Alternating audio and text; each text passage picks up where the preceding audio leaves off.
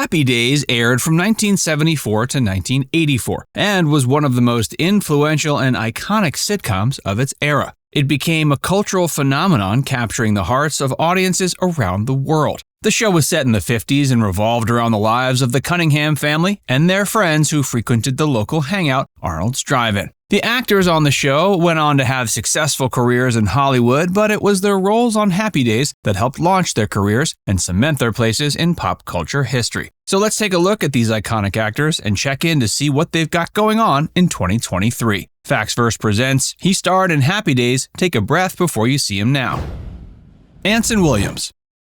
Born September 25, 1949, Williams was a rising star in Hollywood long before he landed the role of Patsy Weber on Happy Days. Williams grew up in Southern California and attended Burbank High School. He honed his craft in acting classes and landed his first television role in 1971 on the popular show Love American Style. But it was his role on Happy Days that truly catapulted Williams to fame. As Potsy, he became known for his awkward charm and lovable disposition. Potsy was a close friend of Ralph Malph and Richie Cunningham, and the series wouldn't have been the same without him. He played the lovable goofball for all 11 seasons. After Happy Days, Williams turned his attention to directing and found success behind the camera on a number of popular TV shows, including Beverly Hills 90210, Lizzie McGuire, and Sabrina the Teenage Witch. He also dabbled in politics, unsuccessfully running for mayor of his hometown of Ojai, California in 2022. Off-screen, his personal life has been eventful as well. His first wife, Lori Mahaffey, was also a Happy Days co-star, and the two have a child together. Williams later married Jackie Gherkin, with whom he has 4 children, but they filed for divorce in 2019. In May 2023, at age 73, he found love once again. He tied the knot with Sharon Meharry, a real estate agent from Ojai. Henry Winkler.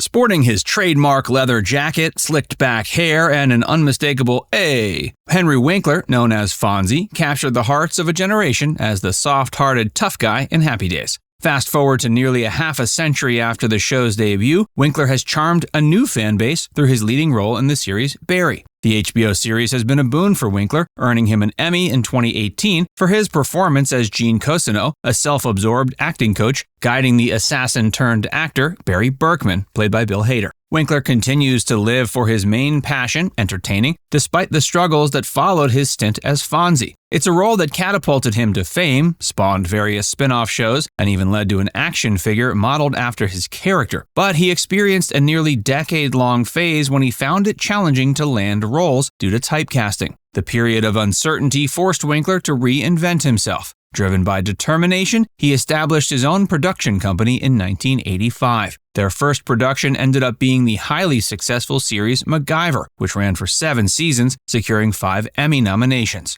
In a recent interview with ABC, Winkler discussed his career both during the filming of and after the conclusion of Happy Days. Reflecting on the tough times post-Happy Days, he asserts he wouldn't change anything. He cherishes the memories created during that period, from playing Fonzie to the camaraderie with the cast. For Winkler, what's truly cool is authenticity, a trait he admits took him a long time to discover.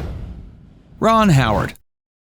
Ron Howard first stepped into the limelight as a young actor, portraying Opie Taylor in The Andy Griffith Show. After an 8-year stint on the series, he didn't foresee a future in acting. But the 1970s brought an unexpected twist when he was cast in Happy Days. His return to the screen wasn't spurred by a renewed passion for acting, but rather by a desire to sidestep military conscription. When Happy Days came into the picture, Howard's interests had shifted from acting to a life less conspicuous. Having tasted success as a child star, he now yearned for a career behind the camera. His enrollment at USC Film School reflected his ambition to delve into filmmaking, but then the Vietnam War intervened. Attending the Sundance Film Festival in 2020, Howard shared how he found himself in a precarious position during the draft, with a worryingly low number and no medical reasons to excuse him from service. He feared being thrust into military duty, so he made a strategic choice to accept the starring role in Happy Days. Howard believed that being a part of a television series would offer him a shield of sorts backed by the network's legal resources. Fortunately, Howard's number never came up, and he went on to become one of Happy Days' most beloved characters. Following the conclusion of Happy Days, Howard has primarily invested his talents in directing cinematic masterpieces like Apollo 13, Cocoon, and A Beautiful Mind.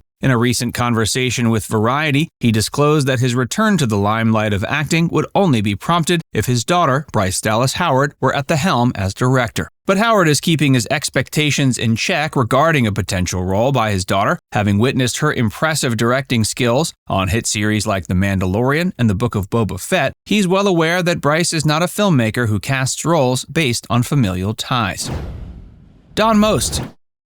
Don Most played the lovable Ralph for the first 7 seasons, and also made a couple guest appearances before the show's finale. In the years that followed, he continued to lend his voice to his character in the animated series, The Fonz and the Happy Days Gang. While Most's career may have begun with Happy Days, his professional journey has gone beyond sitcoms and into other facets of the entertainment industry, with his talent and creativity still thriving today. Most has maintained a consistent acting career since his Happy Days days, appearing on TV shows such as Glee and The Bold and the Beautiful, and in films like Lost Heart and Holiday in Santa Fe. He's additionally graced the stage with his presence in a touring production of the musical Grease. Like his co-star Ron Howard, Most has also tried his hand at directing, helming movies such as The Last Best Sunday, Moolah, and Harley's Hill. In 2017, Most released a swing album, Mostly Swinging, which drew inspiration from his mother's passion for the genre during his childhood. He's been quoted as saying he's thrilled his music has a broad appeal, reaching both young and old audiences. As a versatile artist, Most's artistic talent stretches far beyond just acting, and his passion for swing music continues to captivate fans worldwide. Scott Baio.